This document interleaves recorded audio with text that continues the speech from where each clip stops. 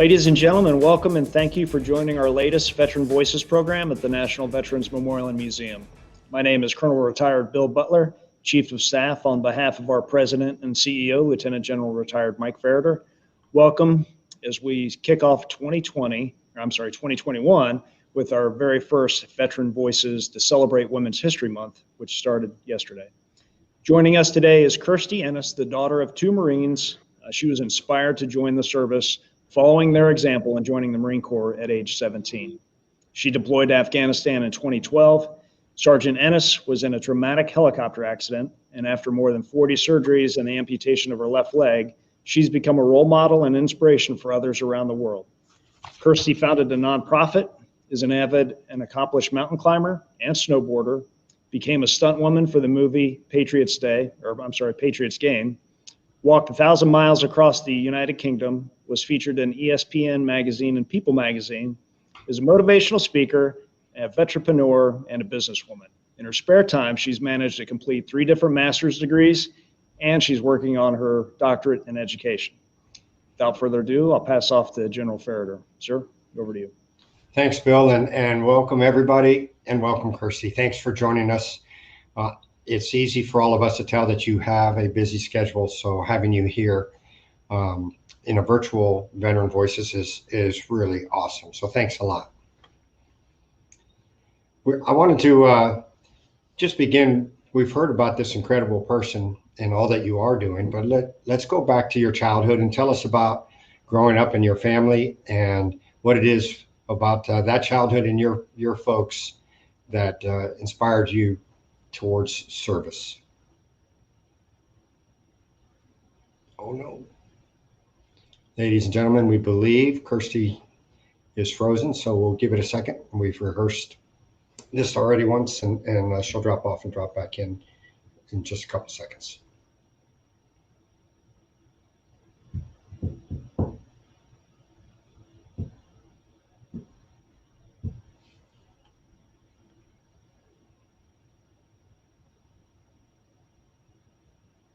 Okay. Kirstie just texted us. She's switching to another Wi-Fi connection. Sorry. And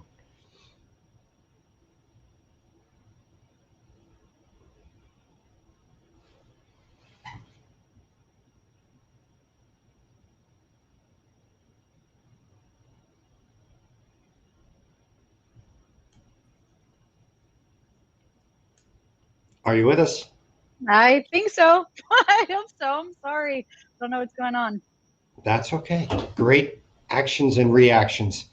So I gave you a most amazing introduction, and sorry you missed it. But actually, tell us about, as we start, tell us about growing up, the family that you grew up in, and the inspiration that you drew from your childhood and your parents. Yeah, so that's actually one of my favorite stories of all time. My parents are still together to this day, but they met on Navarre Beach in Florida. Got married at 18 years old, and my dad joined the Marine Corps pretty much immediately afterwards. And 9 years later, after I was born, and my family was living on Marine Corps Base 29 Palms in California, my mom came home and told my dad, you know, I think these female Marines are pretty badass. And I'll never forget it. You know, my dad turned to my mom and said, I will never be married to a female Marine. To which point she took that as a challenge and said, you know what, I'm doing it. And she went out the door, went to the recruiter's office, got an age waiver, and joined the Marine Corps. And left me at home with my dad while she went off to boot camp. And, you know, for me, that was one of the proudest moments of my life, you know, to not only have my father who got up every single day and put the cape, put the uniform on, you know, a superhero in my mind, but now I had my mom do it. And I got to witness all of it. You know, my earliest memory is my mom walking across the parade deck. And I just thought that was the coolest thing, you know, that people were actually sacrifice some of the most important components of their lives, their family and their time and their energy, and willing to do it for other people. And so again, just being raised by that and just admiring everything that they were doing, I knew that I was going to join the Marine Corps right off the bat. You know, I came home every day and I watched this this documentary on women's Marine Corps boot camp. My favorite shirt was this sweatshirt that said "My mom's a U.S. Marine." My Barbie dolls were dressed up in dress blues and camis. So I don't think it was a surprise to anybody when I decided to join the Marine Corps at 17 years old. Wow. And then did you play sports and everything growing up? Tell us about that. I did. Yeah. So for the most part, growing up, I'll say for like middle school and high school, I was always in Florida. So a lot of the sports that I played, they were always team sports. Softball was the primary one, but I can say that none of the sports that I played growing up have anything to do with what I'm doing now. Yeah. It's night and day. Yeah. And then, we, as the National Veterans Memorial Museum, our pillars of the mission are to honor, connect, inspire, and educate. And so as you tell the story today with us and share your story, it's really pretty cool, actually, because there are people who've not met anyone like you and did not grow up in a household such as that or a military family. So you are fulfilling our mission by being with us. So thanks a lot. And so then one day you raised your right hand and decided to join, and you shoved off to Marine boot camp. What were you expecting, and what did you find? Oh man, well, I'll backpedal just a little bit. So I graduated high school by 15, and when I was 17 years old, 4 months after my 17th birthday to be specific, I was sitting in a, and truly, I don't know what initiated it, but I just remember looking around the room and being like, this is my time. I am not feeling challenged. I am not feeling fulfilled right now. And I walked out of that chemistry lab and I walked into the recruiter's office, and there's no doubt in my mind that I probably overwhelmed them, maybe intimidated them, because I had no questions. It was, where do I sign? How do I trick my parents into signing? And how quickly can I leave? So for me, I wasn't really like intimidated or confused, or I didn't have many questions about the process. But what I will say is when I finally went to Parris Island, South Carolina in August, I made everything a lot harder on myself than I needed it to be. So at 17 years old, I mean, as you guys can imagine, I questioned everything. Every response out of my mouth was why instead of I, ma'am, or yes, ma'am. Mm-hmm. And way harder than it needed to be. But I will also say that 13 weeks of boot camp was exactly what I needed to break that little attitude that I had at 17 years old. Can you say again what year it was, Kirstie? So I went to boot camp in 2008. Wow. And so again, most will know, but that means that you were probably in 5th grade when we were attacked on 9/11. And spot on. Yep. You're that generation of young men and women who absolutely knew that you were going to go to combat. And when you signed up, you may not have known I, ma'am, and no, ma'am for the first couple of weeks of boot camp, but you knew you were going to end up in a combat zone. And how did that, did that add to your fire or skepticism or concern? How did that affect you?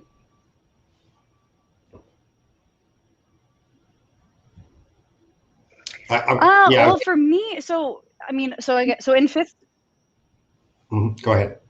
In 5th grade, I can still remember what everything looked like. And at the time, and when 9/11 happened, my dad was actually up in New York working. After he got out of the Marine Corps, he was in the oil and gas industry. And my mom came home, came to my school, walked into my 5th grade classroom, pulled me out of school. And then we sat on my living room floor and watched the TV and prayed for my dad to call us. And that was how all of that unfolded. And then shortly after, we're talking 2 days after, my mom actually got this call implying that there was a huge chance she was going to be recalled. And so for me, I'm now in this situation where my dad's out of the Marine Corps. My mom's been out for a little while as well. But then I'm faced with a situation where my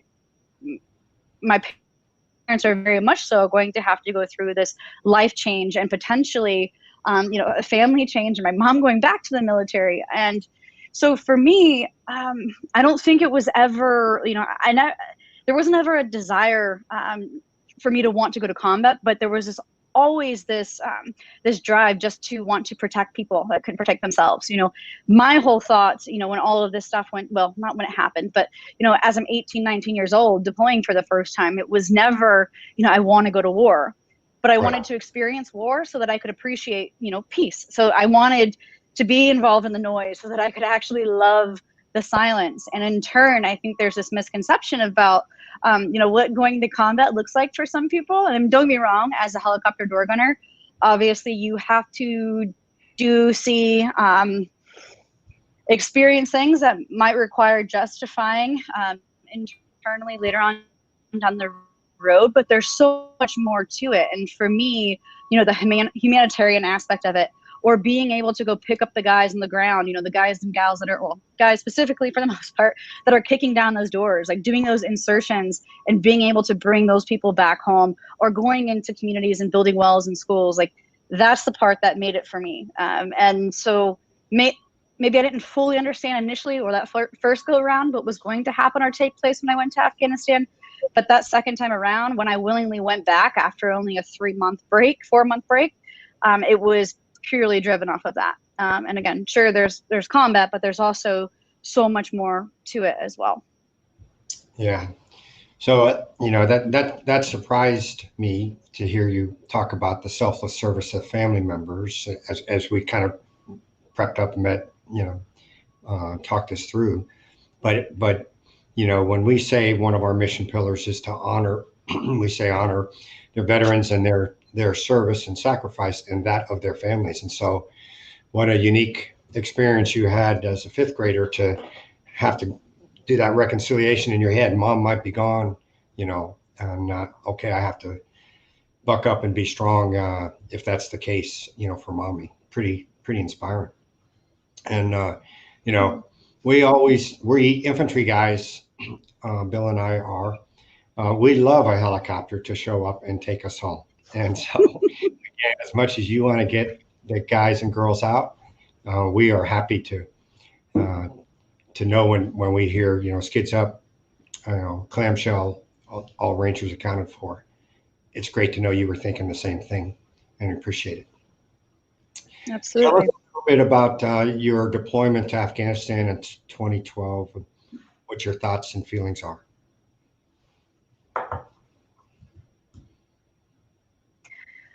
Oh man, yeah. Well, okay. So again, I'll give you a lot of a backstory for this one.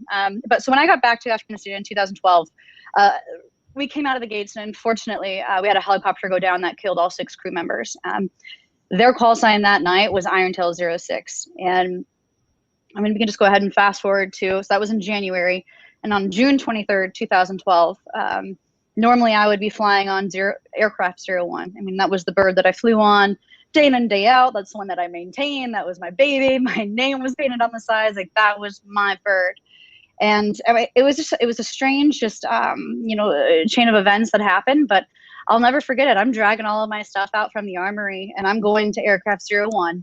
And my maintenance officer snatched me up and said there's been a change of plans, that I wasn't going to go outbound on aircraft 01. I was now going to go outbound on this aircraft 06. And so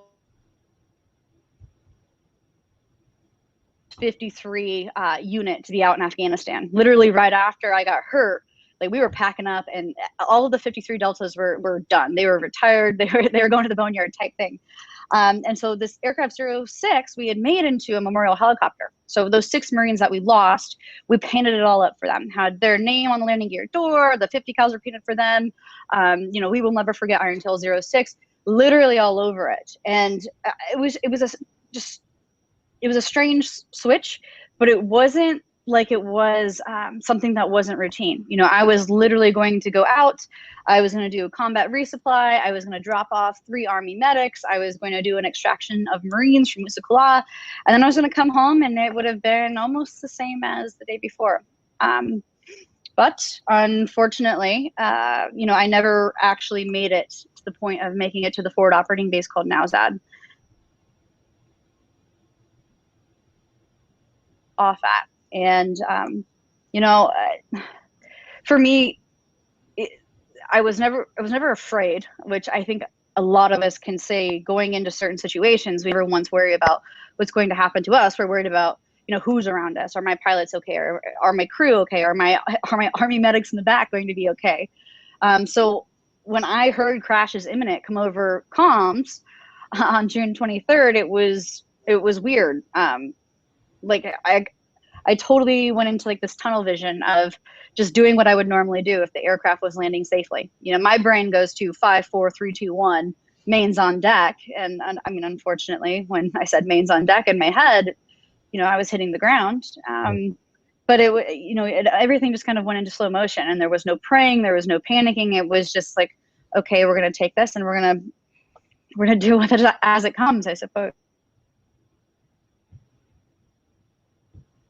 As we hit the ground, the assumption is, I'm sure everybody can see the scars on my face. The assumption is my 50 cal, the barrel, actually hit the ground before I did, and actually came back up and through my face. And on impact, I was out cold. I lost the entire right side of my jaw. I had no teeth, and I couldn't even. I honestly couldn't move what felt like to be the entire right side of my body. And I heard one of my pilots come over comms in a very broken, distorted way, and asked if anybody had heard where Pishel was. And then it went out, and then I went in and out, and I heard somebody else scream about where was the tail gunner. And my tail gunner was my military hero. It was my role model, or he was my role model. And I just started to scream, which is probably a terrible thing to do in that circumstance. But I just started to scream only because I wanted to remind myself that I'm at least semi-aware of what was going on. But then I wanted to wake him up, and I wanted to find him. And eventually 2nd Battalion 5th Marines came out to provide security and help us, or at least help my lead aircraft do a medical evacuation. And they found Pishel, and they threw me, Pishel is my tail gunner, but me and my tail gunner in the back of another aircraft. And everything was just in and out. And I started to fall asleep, and my tail gunner threw his arm over me to keep hydraulic fluid from the helicopters leaking into my open wounds. And the new left door gunner of the other helicopter bent down next to me. He said, "Don't close your freaking eyes, because you won't open them again." And I just laid there, and I told myself that there was no way in hell that I was going to die without seeing my little sister. Yeah. Yeah, that's what happened. So then you obviously probably visited several beautiful locations in the next 2 weeks to get out of Afghanistan, to get to another hospital, to get to launch school, or somewhere to get somewhere else. Just describe that process and when you got to see your folks. Yeah. So initially, when they got me back to Camp Bastion, so it's a British air base that's a part of or adjacent to Camp Leatherneck, and I honestly didn't know that I was hurt. I knew that I had no teeth in my mouth, and I knew that I was choking on grit. I knew that I couldn't breathe on my own, but I truly, in my heart of hearts, knew or thought that I wasn't going to be sent home. I had just been combat meritoriously promoted to sergeant. I was 6-7 weeks away from coming home. So in my mind, there was no way that was going to happen. And then they wheeled me in, and I saw my sergeant major and my gunnery sergeant just standing there staring at me and crying, and I knew it was all over. And that was probably the hardest of anything that happened, of all of the pain, of all of the injuries, all of the recovery and surgeries that were to come. That was the hardest part, was watching these two guys cry and then tell me that I was on my way out. And, it was quite the process to actually finally get to Landstuhl, but they sent me through Kandahar and then on to Landstuhl. And that was actually the first time that I really got to, call home and talk to my mom. And initially my family was just told that I was injured. My leg was injured, that I had a laceration on my face, but they didn't say that I was missing my jaw or anything like that. And my mom gets on the phone, and again, with all of the, the Marine and dark humor that we have, she starts laughing at me because I'm, jumbling over my words to actually talk to her. And she's just laughing away,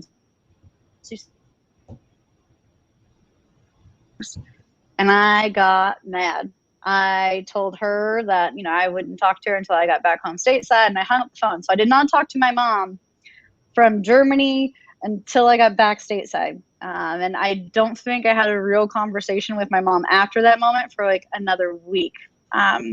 So by the time I left Germany, I had to go to Walter Reed up in DC. And then finally I made my way to San Diego at Balboa to do the rest of my, recovery. And I was so mad at my mom for that when I saw her for the first time, I didn't even want to talk to her. I mean, I had a hell of a time recognizing her with all the brain injury stuff, and obviously just the foggy memory and the cloudiness of just medicines and everything else.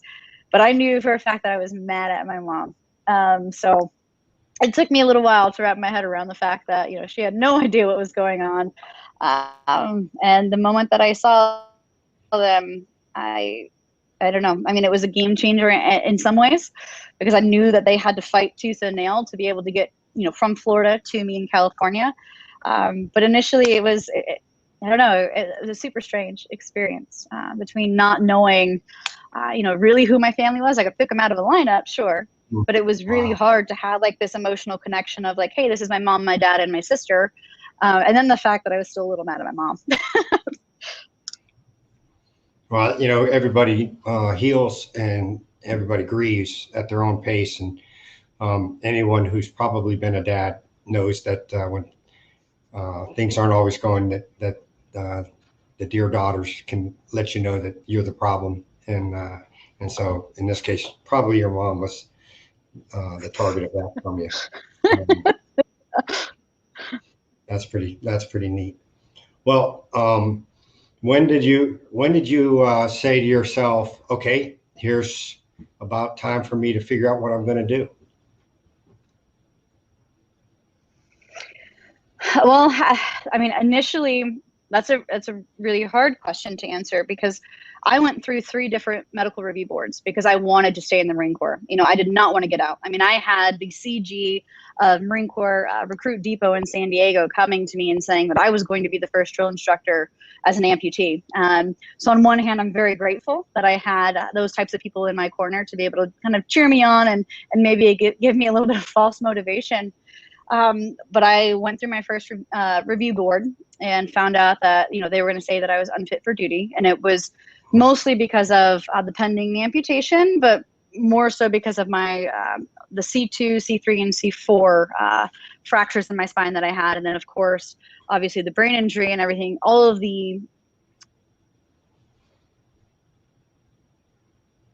And I didn't believe them. And I went through another review board, and they found me unfit for duty. And I had one last opportunity to try and do it again. And I was told that I would never go back to flying. And I was willing to kind of take that one on the chin and say, okay, I'll be fine with doing something administratively and staying in the Marine Corps. And when they came back that third time and said, no, we can waive the amputation now at this point, we can waive anything that happened to you orthopedically, but we can't waive your eyes, your ears, or your brain, I was destroyed. Because, truly, I believed that I was going to be able to stay in the Marine Corps. And, once that happened, I felt robbed. I felt robbed of my military career. I felt robbed of my memory, years of my life, years of trying, my leg. I was absolutely devastated that that's what it came down to. And to be transparent, I didn't want to live after that. I got out in May of 2014, and I didn't see a reason in living my life for myself anymore. And I, for whatever reason, someone somewhere, what I believe, God spared me again after trying to drown myself in the Blythe River. And I'll never forget the moment that I woke up in the hospital surrounded by a handful of friends and my dad crying and saying, "You've got to be shitting me. The enemy couldn't kill you, and now you're going to do it for them." And that's truly the moment that I realized that I had a lot of life left to live. And that just because I came home broken, it didn't mean that, I couldn't keep pushing on with my life and trying to continue to give back to the veteran, the active duty community, but also people like me now, the disabled populations. So, I mean, Obviously being forced into this, retirement, but then also the suicide attempt, and then really my dad coming to me with that tough love. That's when everything changed. That's great. We're going to shift a little bit to this redefining yourself idea. And before we do, we'd like to present a video that you've prepared for our guests to see as well. So go ahead and roll that video. Thanks, Jinx.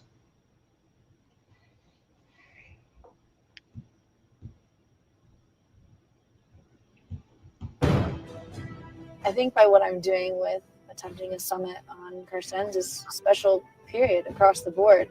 I think the more you break it down, the more people that can relate to it, and the more people that hopefully can be inspired by it. If an amputee watches this one day and says, you know what, I'm going to go out and climb Everest now, that's my goal. If a woman comes out and watches me do what I'm doing and says, you know what, I want to climb the 7 summits, or I want to go out and start small and work my way up, then I feel like I'm fulfilling a purpose. I just want a safe summit for me and my team. That's first and foremost. But all of these, I can't do this, or I shouldn't do this, or whatever it is, they're all just predetermined limitations that we set for ourselves. I like to think that there's going to be women, amputees, Marines, veterans, children facing adversity. I like to think that somebody's going to turn around and be moved by this and want to go out and chase their dreams.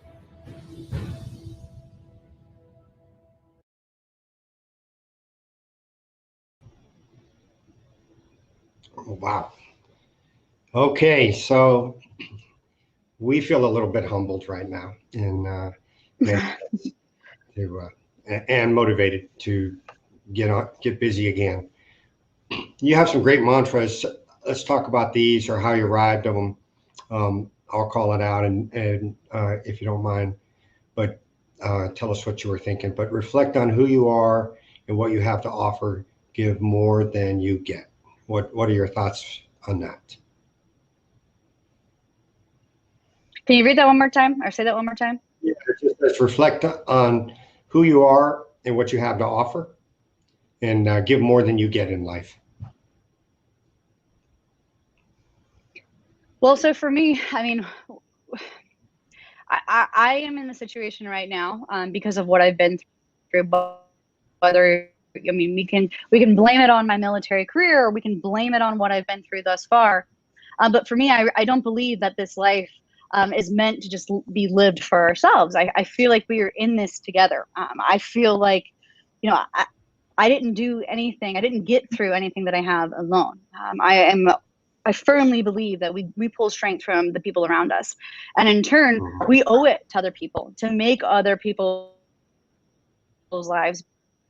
So for me, the Marine Corps to serve other people, but now I've also been, now I have this platform to be able to serve people in a totally different way. But truly, I mean, there's the whole reason that I've been able to wake up every single day and put one foot in front of the other is because of the fact that I know that I can be of service to others. And so, I mean, and that's what's fueled me the entire time. I love it. And then you say, show the world that we control our circumstances. They do not control us. I mean, and the harsh reality of that is we cannot control what this crazy, vicious world throws at us. I mean, look at what we're dealing with for the last year. No one really had any control over that. But we can control what we make of it. And don't get me wrong, obviously things are challenging, but we are the ones that can control our, at the end of the day, can dictate what we're actually capable of. As long as you keep your head and your heart in the right place, everything's going to be fine. But we also have to be able to shift our perspectives, surrounding that. So again, the moment that we embrace the fact that, yeah, we can't control what's going to happen, but we can control, how we react to it, and then actually what we're capable of. Absolutely. I think I often say the only thing in life you're going to control is your attitude. Everything else is a crapshoot, and deal with it. You said there are no boundaries.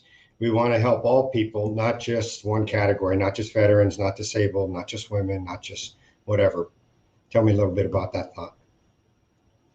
Well, so to be transparent, when I started my foundation and what I was trying to do with at least giving back to people in general, want to do it. I didn't want to be, confined to only helping, one category of person. Just like when I signed up for the military, I signed up to defend my country. And that's people from every background, every walk of life, men, women, children, again, ethnicity, all of it. And so for me, at the core of what I'm trying to do now, but it's not just about helping veterans or just about helping, disabled people or amputees.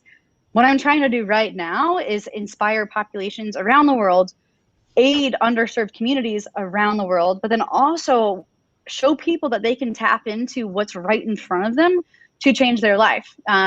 So again, a little ironic right now, given our circumstances with me being behind a screen and talking to you guys, the moment that we actually put our phones down and look outside and start having those real conversations and truly our lives or our quality of life rather will be infinitely improved.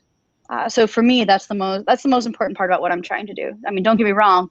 Again, we do all of these different things by giving opportunities in the outdoors and giving people prosthetics. But at the root of what I'm trying to do, it's really to show people that if you get outside and you make yourself a little bit uncomfortable, you will grow and you will get better. I want to circle back and ask you a question. So we have some of our teammates have some challenges with alcohol, and some have challenges maybe with substance abuse, or some are considering suicide.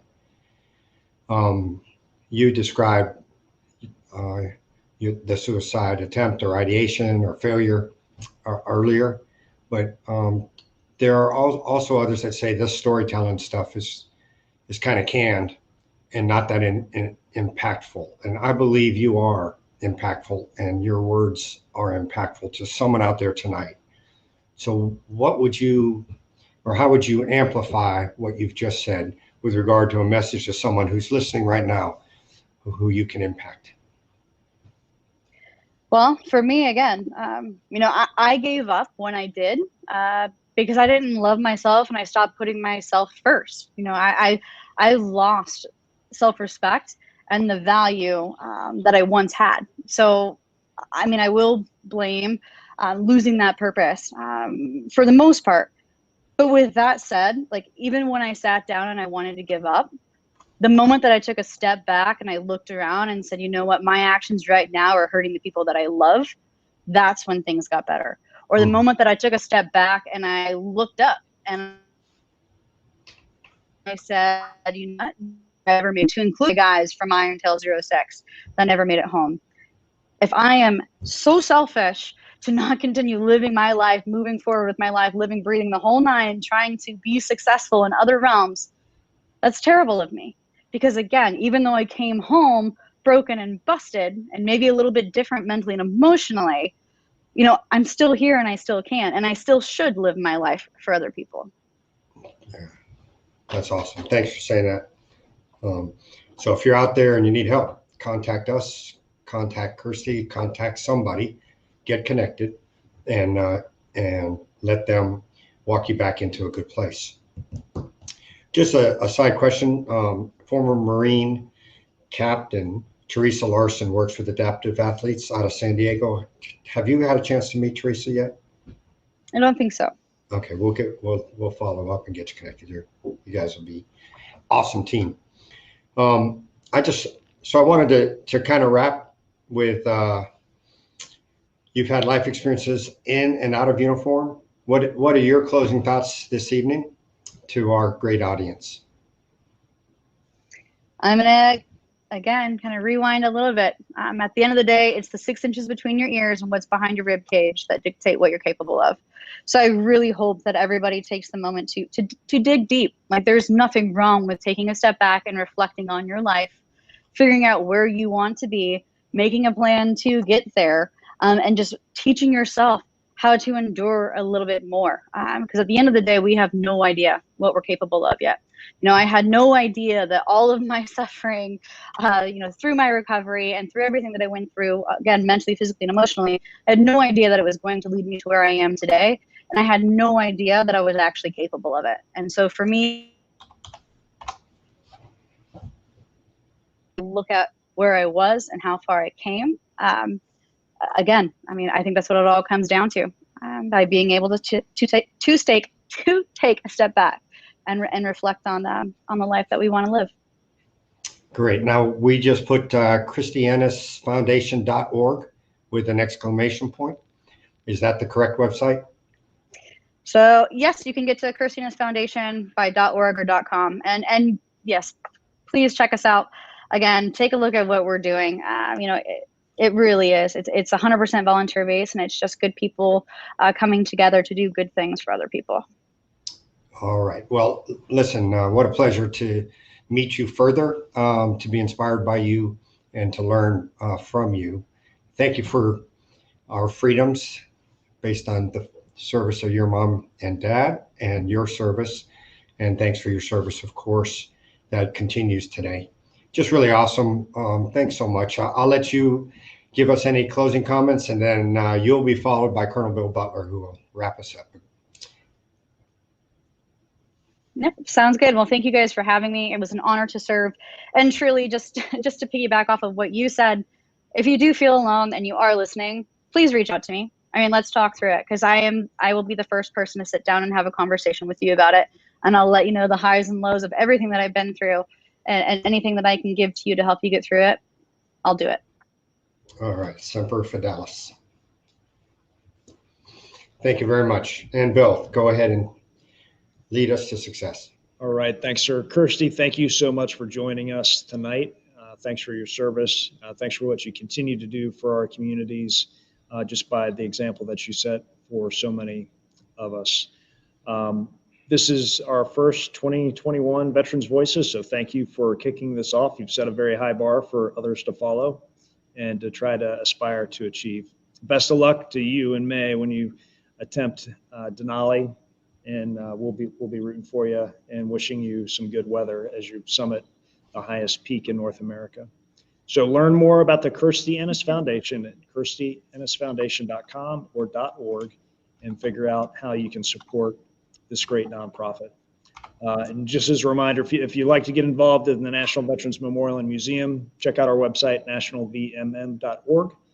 There are a number of ways that you can get involved or just learn more about what we do and how we support veterans, how we share their stories, and how we give back to the community as well. And then on March 29th, we will celebrate Vietnam Veterans Day. So keep an eye out on our website and on our Facebook page about details of that to follow.